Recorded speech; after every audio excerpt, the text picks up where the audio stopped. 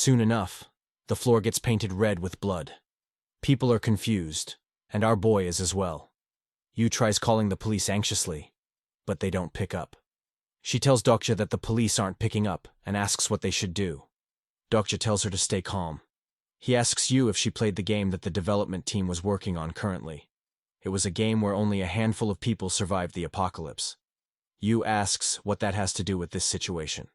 Dokja pats Yu and tells her to think of this situation as if they are part of that game right now. Yu still can't believe that this is a game. Dokja insists that this is indeed a game. And just like every game, this one has rules too. She just needs to follow them and make it to the end. Yu asks what kind of rules he is talking about. Dokja says that he doesn't know them, but they have to figure out the rules together. Yu still remains nervous, and our boy looks ahead with determination. He thinks that a Dokkaebi with antennae popped out, just like in the novel. There was a litter of dead bodies in the subway cabin. There were trembling office workers covered in blood. There was an old lady praying fervently in her seat. Dokja thinks that all of this is the same as in the novel. It's hard for him to believe, no matter how much he tries to deny it. At the same time, a person is afraid and bangs the train door, begging someone to open it. Another person suggests that they should try breaking it with a hammer.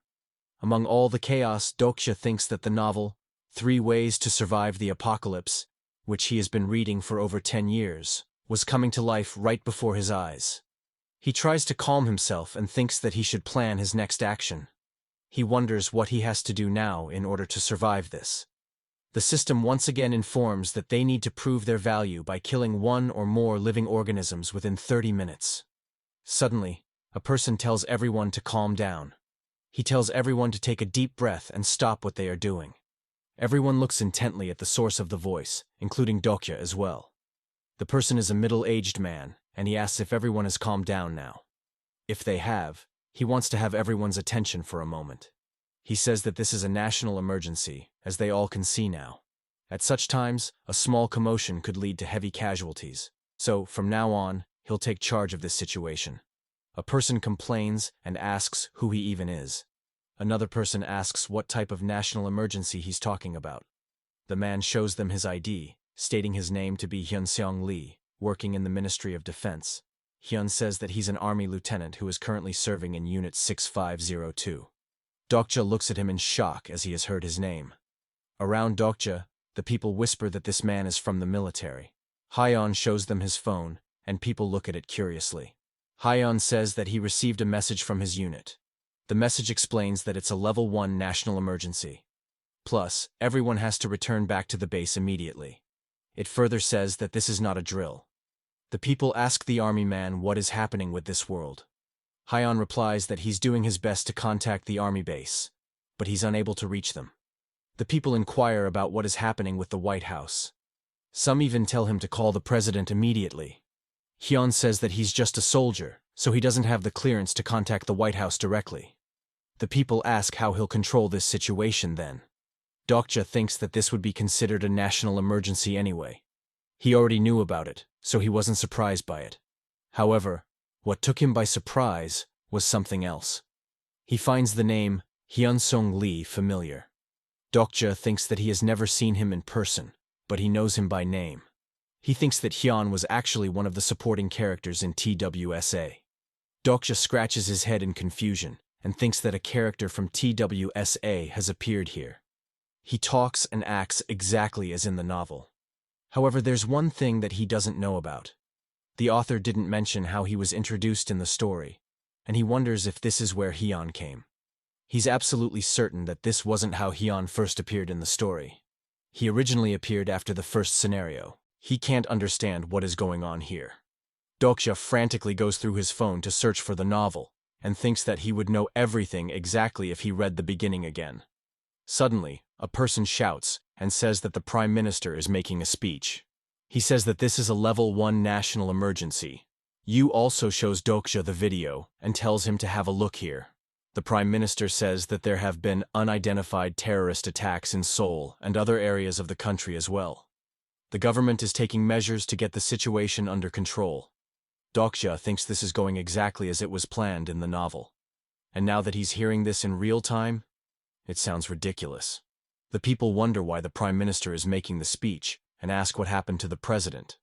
Some people spread the word that the terrorists must have gotten them. A person says that he doesn't know if it's true or not, but he saw it in the comments section of the video. Another person says that it must be a groundless rumor then. Dokkaebi overhears the conversation and thinks that this is not a groundless rumor, and soon something more terrible will happen. Suddenly, people hear loud bangs from their video. Some people even drop their phones in utter horror. They see that the Prime Minister has been suddenly killed live. Suddenly, the screen starts glitching out with weird sounds. Suddenly, Dokkaebi appears in front of the camera and says that he has already told them. He proclaims that this isn't some sort of joke like a terrorist attack.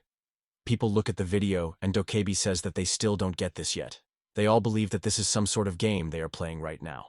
If that's the case, then he'll raise the difficulty of the scenario.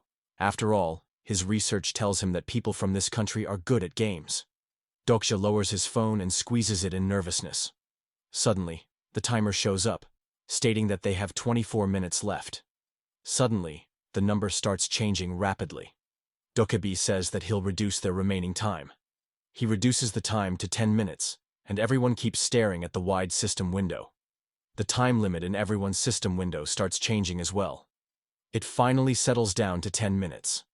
The timer starts ticking, and Dokkaebi says that he'll add another condition now. He says that if the first death doesn't occur in the next 5 minutes, then everyone in this cabin will die. People ask what kind of sick joke this is. They pile up on the army man, asking what they should do now. Some ask where the police are. Hyun gets pressed between the piling questions, and he does his best to calm everyone down. Yu grips Dokkaebi's hand as she fears the scene. Dokkaebi thinks that everything is going exactly as he remembers it. The events are unfolding exactly the same as they were at the beginning of TWSA. But he can't help but feel something is off. He thinks that Hyun, who is a supporting character, has already appeared. So why hasn't the main protagonist of this story appeared yet? If he remembers it correctly, he should be making his appearance any minute now. Suddenly, a person gets scared on seeing something. They see blood on the mirror in the cabin behind them. They say that someone has been murdered in the back cabin. Some tell each other not to let them in. A person approaches the door to block it from opening, and suddenly some sparks start coming out of it.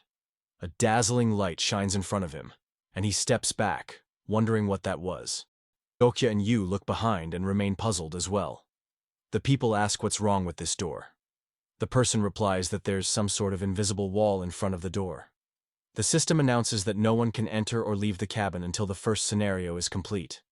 Some people turn on their phone and see a live feed of Dokkaebi. Dokkaebi says that things are getting interesting in some cabins, while others haven't even started yet. He snaps his fingers and says he'll give them a little jolt to get the ball rolling.